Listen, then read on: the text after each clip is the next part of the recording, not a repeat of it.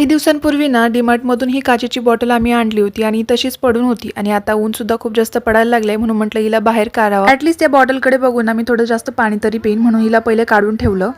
चल ना मम्मा, चल चल चल, उठ उठ ना. आता एवढं जास्त चल चल म्हणून ना मी अनिशाला घेऊन बाहेर गेले आणि बऱ्याच दिवसापासून ना मला एक झाड घ्यायचं होतं आणि फायनली मला ते आज भेटलं आणि ते म्हणजे फ्रीमध्ये. अनिशाला बाहेर घेऊन गेल्याचा हा फायदा माझा नक्कीच झाला आहे आणि माझ्या गॅलरीमध्ये अजून एक तसं झाड माझ्या गॅलरीमध्ये आलेलं आहे आणि याचं नाव आहे अरिका पाम ट्री. आता हे तेच आहे का नक्की नाही सांगता येत, पण तसंच काहीतरी दिसत होतं म्हणून मी ते उपटून घेऊन आले होते आणि फ्रीमध्ये भेटल्याचा आनंद काहीतरी वेगळाच असतो. आता खाली माती वगैरे सांडलीच होती म्हणून म्हटलं की लगेचच झेड प्लांटचे सुद्धा 1-2 कटिंग करून ना दुसऱ्या ठिकाणी लावून घेते, म्हणजे अजून 2-3 झाडं मला भेटून जातील.